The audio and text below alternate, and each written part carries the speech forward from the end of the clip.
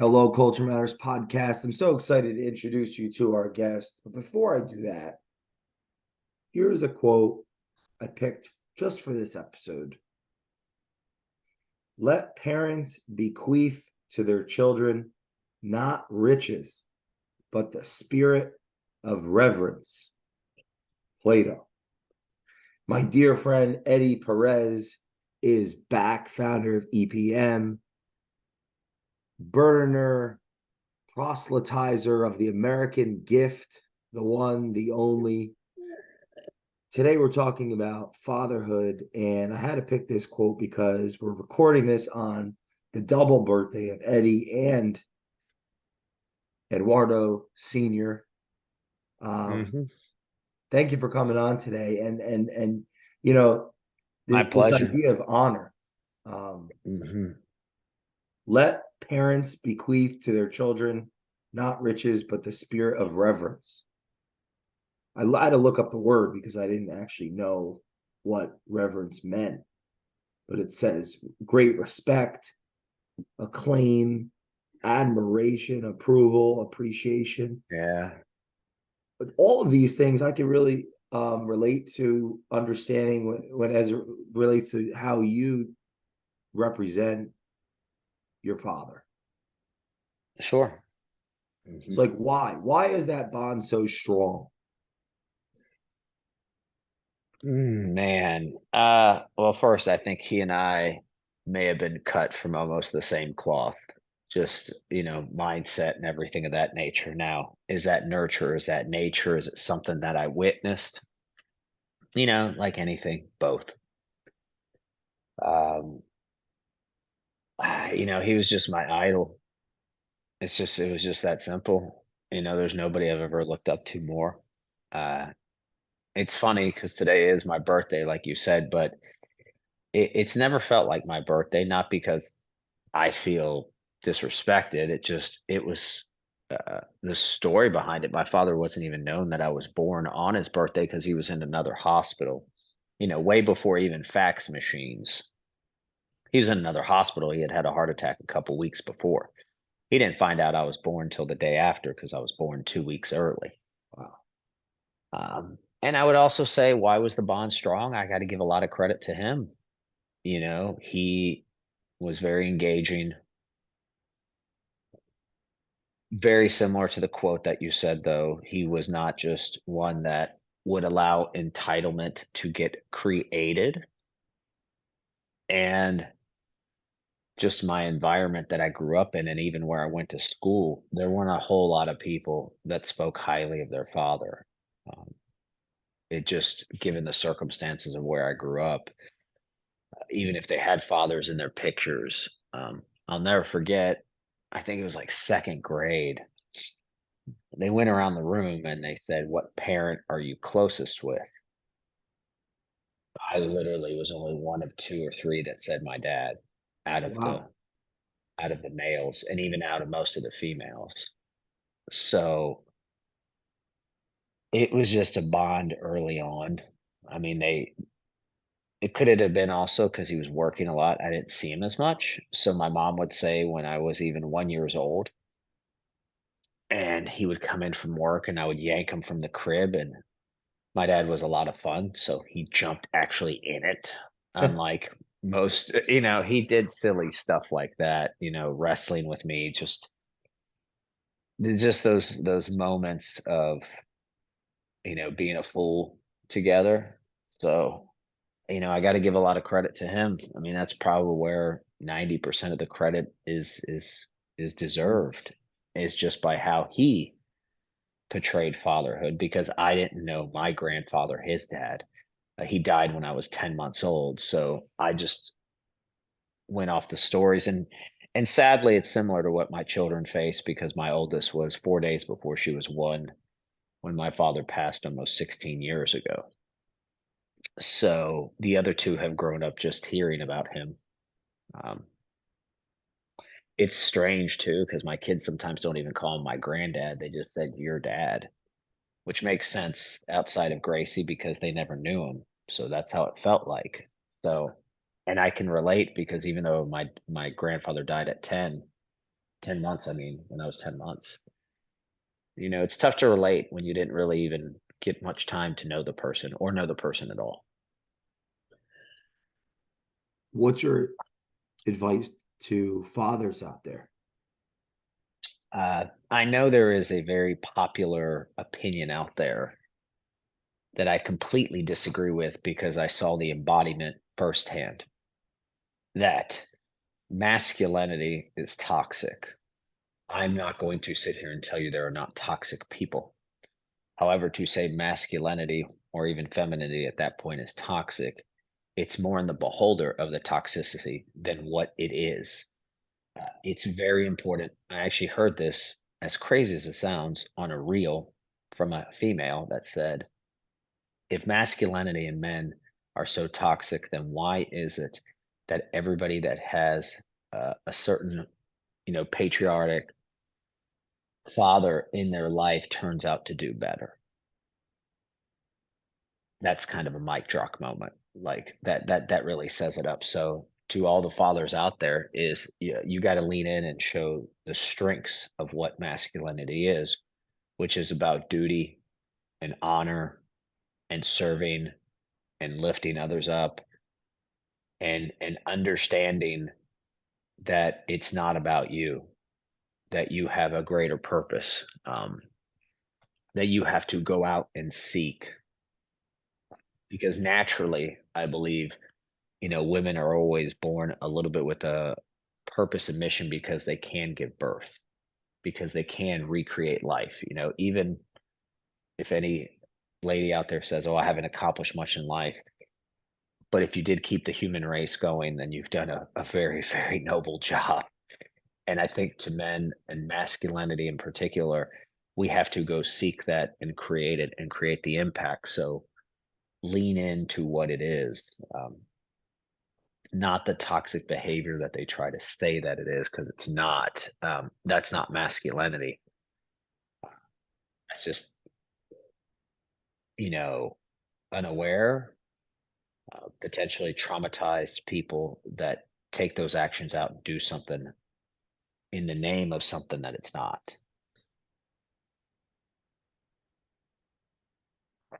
What have you learned from being a father?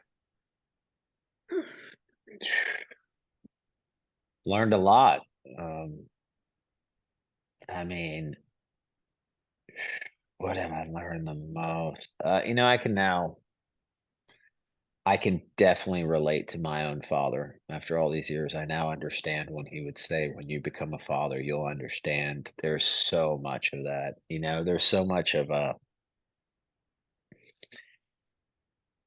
because the true, what the greatest thing my father ever taught me was unconditional love, because it wasn't just love, it was pure admiration.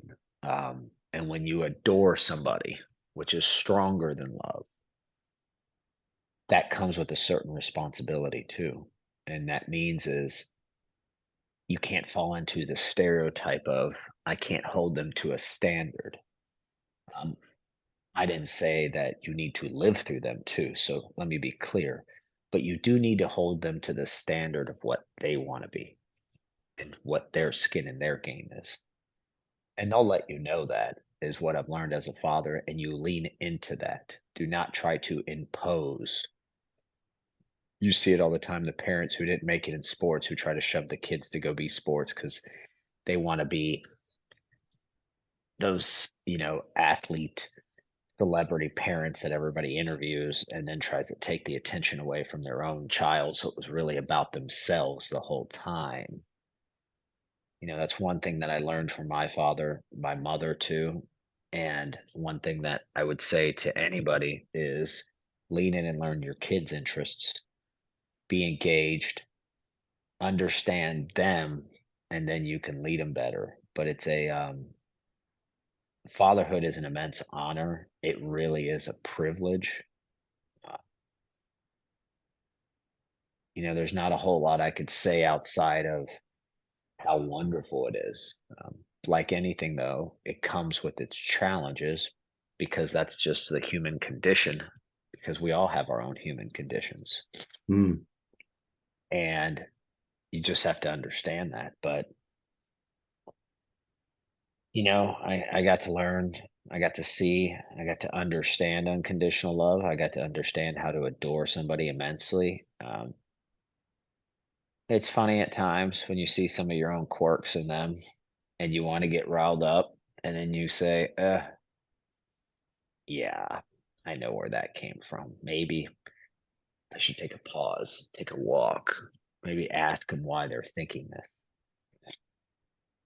That's what I've learned, how to be more engaging and how Hmm. it's the little moments, like I even said earlier about wrestling with my dad and him getting in my crib. It's all those moments of bonding. It's why I like taking my children to school in the morning, because that windshield time, as I've heard it been called, is very, very powerful. Just knick-knack conversations. That's how it's like anything else. It's the little things that add up, because that's how, it's not one workout that makes you strong, you know, it's thousands of workouts that make you strong. So once again, one workout's little, but when you do the grand mass, it's huge. Same thing. Same. Yeah, how do you for those that are pursuing success, how do you balance success with your parenting?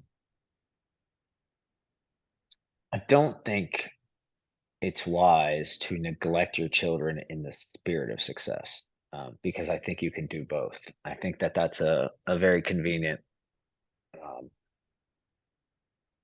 cop out, is what I would say, if you don't. And look, I'm not going to sit here and say that I didn't do it to an extent myself. So this is not coming from a position that isn't where I have my own fault. Where I will say is my father worked just as much as I did. However, he did engage more, and those are some of the mistakes I made, because it was easier with him with one versus I have three, but that's once again an excuse. I've just learned how to balance it. So it's like anything. Success. This is it. This is a great analogy that I'm about to use, because we've all seen this. Success and compromising that for fatherhood, and why I say it's both. We've all seen the guys at the gym have huge upper bodies and then chicken legs. The same analogy is what I would say there is. Are you not lifting weights on your legs? Which, by the way, are the most important part for your health, so you should be. Now, I laugh and I say that because I've got skinny calves and skinny forearms, so no matter what I lift, those just don't grow, but my legs aren't skinny.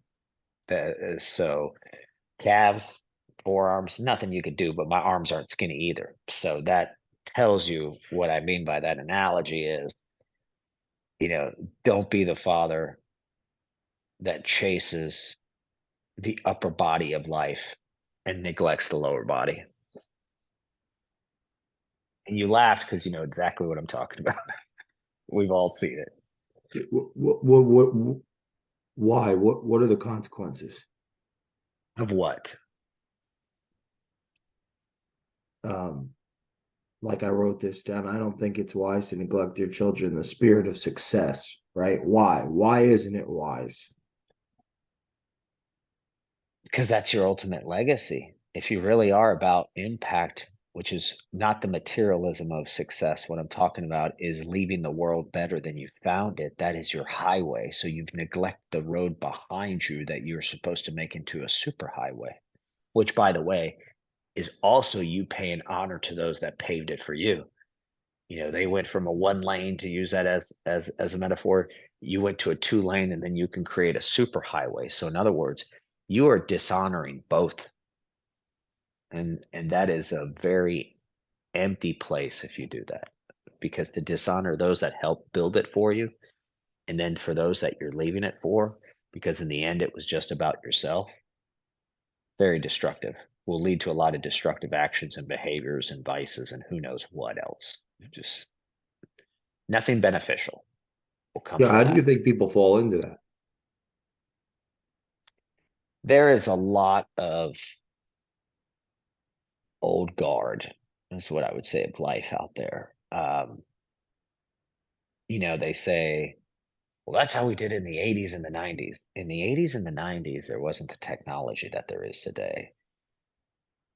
That, when you walked out the door, you were pretty much done for the day. So you literally had that cutoff.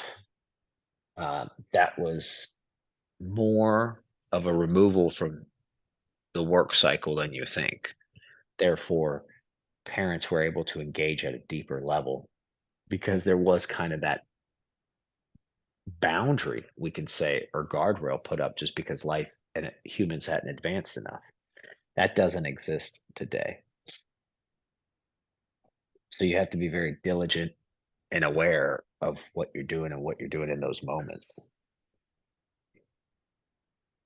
What's your advice to people listening that their parents aren't in their life? Where can they seek that? Yeah. I mean, I know that some relationships haven't always been the best. I am truly what I consider privileged. I was born privileged because I was born to too great a set of parents that any kid could ever ask for. So that is a privilege. Um, I would say to try to make amends before it's too late, is what I would tell you, because I have helped some people do that. And then their parents passed away. However, they were in a much better place. And then some who haven't passed away, but the relationship has significantly improved. I would tell you to make amends. I understand that things happen. I understand if certain things that that parent may have done could have led to some malevolence with that relationship. However, it's an old saying and it's true. It's who's going to be the bigger person. You know what's really your end goal. If your end goal is to have a relationship, then somebody's got to do it. And if you're waiting for the other person, then that's really shame on you. So that one, you can say, well, they should have reached out for what happened. You don't know what was going along in that. That's where I talked about with one individual where they said after my parents got divorced, I favored my mom more than my father. You don't know if your mom and your dad's relationship was great. You don't know what happened in those four walls. You don't know if you have no idea what happened. You maybe have a glimpse, but you have no idea. So for you to sit there and judge it without trying to become more aware, really leads from, oh, you're the oppressed and now you're becoming the oppressor. That's talked about by Viktor Frankl in Man's Search for Meaning. Like I say, though, I understand if you have something cynical. I get it. However, that doesn't mean that you can't flush it down the toilet and move on. Hmm. What? How do you honor your father today? How do I honor my father today? That's a great question. Because unfortunately, I'm not going to be able to make it to his burial site today. However, I go frequently within the year, so it's just it's not a somber place for me. It's a very peaceful place today because my uncle's also there, my grandparents are there, my godfather's there. Everybody that really, really set the tone for me are there within walking distance. My grandmother, everybody. So there's a lot of peace there. So how do I honor him today? So many ways, but I'd say just become a better human.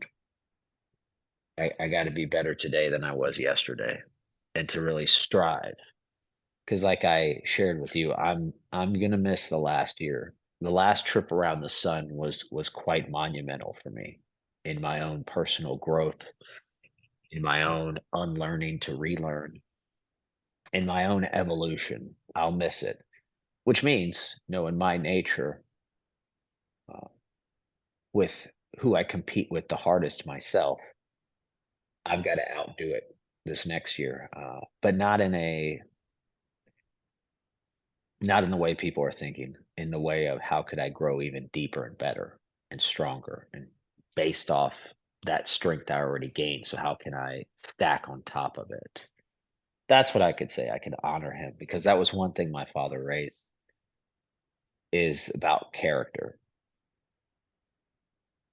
is and it's very important to have good character, to have very beneficial, impactful character. So I think that's how I can honor him because it's not just about today, it's about every day, about every moment of the legacy. It's about all those little things. It's about even the days that I was sad or gloomy, and he said, "Hey, man, I look, you're gonna have some of those days. It's completely okay," because he says that's before it became catchy in songs. He says you need those moments to then understand the other ones that are quite stronger and better, so that you can understand yourself on when potentially you see certain things ahead of time. So that's how I honor him on his birthday. Uh, the big man would have been 83 today. Um, that's it. That's it. Just continuously paying respect to his legacy because he's the one that started it. I mean, he's the first one of our culture, of our family's culture that was here. He brought everybody here. And then he served as the patriarch even to my mom's side of the family and took care of them and built them up. So that's how I have to honor it. You know, um, I have to honor the legacy and the responsibility he gave me, which is, some people would be burdened. It's an immense respect, because that's where the real, if you feel proud about yourself, that's how the byproduct of happiness occurs. But it takes courage. So that's how I honor him is by trying to be half the man he was every day. The world would be a great place if I could be half that he was. What do you think he would say to all of what has been created through you up to this point, from business and He saw some of it things? before he passed. He saw the early stages. I think he would have been proud. Reason I say that is because I think what he instilled in me is that others are counting on you and your country's counting on you. This is the country that gave us freedom, that gave us our second chance. It's like anything, when you get a new lease on life, don't screw it up. I think he'd be very proud from that standpoint. I didn't screw it up. Too many people do. Too many people take it for granted. I think he would. I know that he would be, because my mother has said this too. I know that they'd be very proud because he said many, many people took care of us when we came to this country. And I'm so grateful that you do it for others now. So I would say that they would be proud. They would be proud that I have, even though they said, and my father was good about this. This isn't your cross to bear. And I said, absolutely it is. Somebody's got to carry the torch. You know, who better than me? I got to see you every day. I got to witness. I got to soak up. That's a lot of soaking up, from even, let's just say, I only saw him, from 5 to 18. Let's just say I only saw him an hour in the morning, hour afternoon. It was a little bit more. And then, I mean, he did work Saturdays. So then, but I did see him all day Sunday. We were always together, from church to visiting family to enjoying time together to going to lunch. That's the one night we would eat out, day that we'd eat out. So, I mean, if you just put that into perspective, from 5 to 18, 13 years, we'll say we'll just say for easy math, we'll just say 2 hours a day. It was more like 3 hours a day. So when you include the Mm. weekends and then vacations, so you're talking about 150 hours a week, a year, and if you multiply that by, 10, you're at 1,500 hours of that training. You add another 3 or 450. So you're looking at right under 2,000. You're looking at 1950 hours of that level of engagement and care and knowledge. Who better to carry the responsibility? Nobody else got that level of training and practice and mistakes and one-on-one coaching. Just that simple. because when my cousins or somebody would make mistakes and he'd have to step in, but by then it's watered down 3 levels, been right at the right same level. So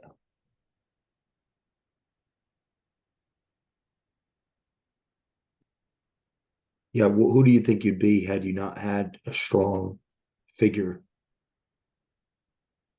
like most of the people that I grew up with, that didn't really still at this age, where I grew up, you see the long list of who's already not with us anymore. It's astonishing. I think I'd be one of them. I say it all the time. I would be one of them because it was a life and it was a system that really could suck you in,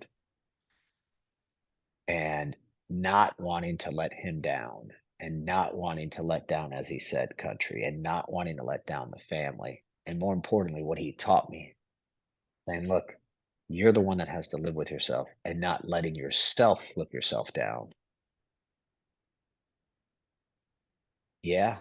Yeah. I just don't think they had the framing that I had. I mean, very humble beginnings, but immense knowledge in that humbleness and immense guidance and leadership and honor and shown the way, you know. What I did what still for those I that don't? still I still do. I still do. I What do you still mean? can't I can't let them down. I can't. It's still and I'm not going to say that this haunts me. It's still part of my inner spirituality that I can't let down those that paved the road for me. They sacrificed way too much. I am a self-centered a-hole if I don't carry their legacy. The responsibility is with me and it's immense. And that's why I have to sacrifice the most. What adversities did your father face? For those that may not I mean, be, it's well documented, but yeah, my father, my family lost their freedom in Cuba. Um, my father had the ultimate betrayal. They thought he was starting a coup because he was on the Cuban national baseball team, and he wasn't starting a coup. He was actually truly sick with a very intense intestinal infection. They sent a childhood friend to kill him. Horrible. That's when he said, "You have no country, you have nothing." And, he and 6 others spent 3 days at sea, in a rowboat to get to this country. So there's just a certain uh, affinity, if you want to say, affection for the ride through adversity helped build. Without adversity, you can't get what I call your resilience muscles, huge resilience. And then I got to see it, and I got to see it every day too, because I had to translate half the time when I'd go to places with my parents and with my father, because in particular, at that point in time, the construction industry where my father was in was becoming heavier Latino in this country. So it's not like my dad practiced English much. It was more Spanish throughout, even leading his organization. It was, it became, by the time I was even 5, 6 years old, pretty much every worker was Latino. So he just had to talk to the builders here and there. And but yeah, I had to, he never got a lot of great formal training on English because he had to get here and work. So I had to translate a lot of times. I would see how people, I don't understand you. What do you mean? Very, very confused because, they would come in and not understand that not all Latinos look the same. That we all have a different dynamic of our ethnicity. And they would get confused on somebody coming in having that heavy of an accent, how their English wasn't more clear because they looked like they could be everyday Americans.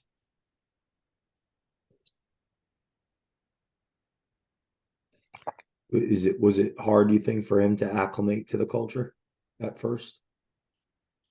No, no, that I'd say no. Why not? Only be it's like he had gotten out of jail. It's like almost like it reminded me of the ending of if you've ever seen the movie Shawshank Redemption when he's like freed. He went through, like they said, a mile of, as they say in the thing when Morgan Freeman's net, he went through a mile of shit to get to freedom. Yeah, it's kind of what I could say is I think my father felt so free. He never, no, I think he was just so grateful to get a second chance that he felt like he owed it to acclimate, is what I would say. And he acclimated well because he would say that, there were certain customs and traditions he wouldn't like. Not till I was like 16 or 17, he wouldn't let me spend the night out at any friend's house. He said that's American stuff. So there was a lot of customs and traditions he didn't get to, but a lot of other things, no. He acclimated to the culture very, very well. Who's Jose Marti? Jose Marti, he is essentially, he's not the George Washington, even though that's what my mom said one time, because it's not like he led the war, but he is essentially the pioneer of Cuban independence from Spain in the 1800s that he seeked and wasn't able to see because he died before. However, it was his influence that really led to that revolution. Sadly, Fidel took some of the words he said to a degree and has spun it to make it sound like he was part of the second revolution. Uh, but Marti was significantly against, oppression. So I don't think he would agree with that. But I understand a historical figure like that, how you try to manipulate his thoughts.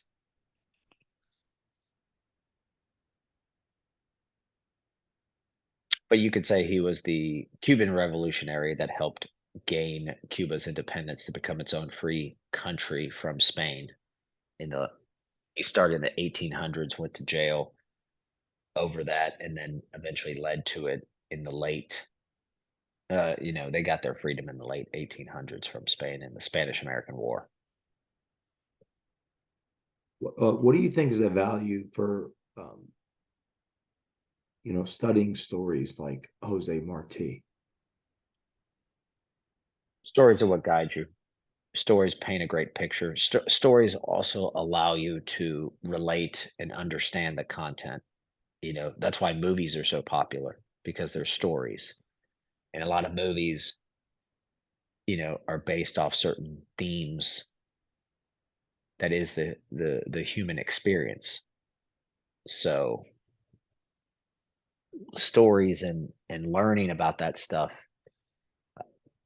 it's not that, the saying goes, history will repeat itself. History won't repeat itself. What'll happen is you're not going to be aware of how things morph and evolve. So it's not that history repeats itself. There are certain things that show up. It's just how do they evolve so that you can see it better? Because that's really what it's about is predicting where it's going. And you can only know that if you study, you read, and you know the stories of the path that up till that moment, because everything looks the same until it doesn't, and then it has a reframe. But it was similar had you followed certain patterns. You know, it's how perfect example how Winston Churchill was able to tell that Hitler was who he was before everybody else. He had seen the evolution and saw, even though what he was doing was different with fascism, but he still knew the outcome of what was going to come was still going to be atrocity. How do you But those are think? two figures. Go ahead. Well, two figures. What? Two figures who we could really dive into their fatherhood and really learn a lot about. It's good. That's a good point. I don't know much about Churchill's father, but I think Adolf had a hard relationship with his.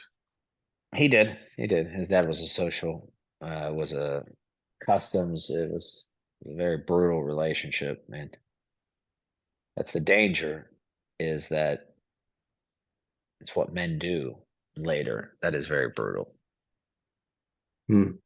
Yeah, so in that spirit, actually, like what do you think are some behaviors that someone listening to this, they may be, father, they may not be aware that they could be undermining their fatherhood, their Here's a perfect relation. example. Here's a perfect example. Here's a great one. And this is a scary one for parents when your kids start driving and they kind of build their own life, like I'm at that stage now with Grace. Will parents undermine themselves? You know, when the kid's about to leave somewhere and they say, "Be safe, don't do la la la la la la la la." You basically have undermined yourself, because what you're really telling them is, "I don't trust you and I think you're an idiot," is what you're telling them. Instead of, "Hey, be you and have fun." That's what I say. Because I already know Gracie is going to look out, be safe, and do all that stuff. So I don't need to slap it in her face. That's insulting. I need to honor her and tell her, go have fun, because that's what she's going to go do. Hey, going to go work out, train them. Hey, go have fun. Have fun. That's one of the easiest undermining, is really the suggestions and how you finish sentences when you finish with anybody, not just your own children. Like, "Hey, Jay, you're doing great, but la la la la la la." And you've pretty much undermined everything you've done instead. That's a perfect example right there. What do you want? Yeah, what do you want the audience to know about Eduardo Sr.? Oh, wow. What do I want them to know about my beloved father? Um,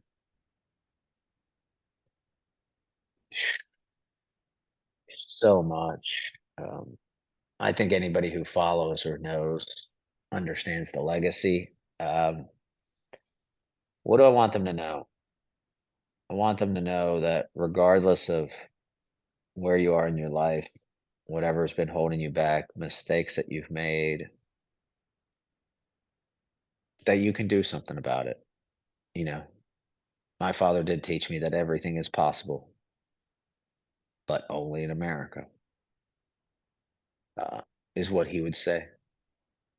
I would tell you all out there to go seize it. Is what he would tell you to do. Um, Understand that that is the road to heaven, which is happiness. Your own internal, your external happiness is really about you having the courage to be who you want to be. That's who he was. He was flawed, like all of us. He had his mistakes, but he also had his brilliance. And some of it I wish he had leaned into a little bit more. I wish he had taken care of his health. However, you know, it was his life. That was his own determinations. And you have to honor that too. So I would say that, I'll say the line he used to always tell me, one of my favorite lines in life, that you have to go out and take what is rightfully yours.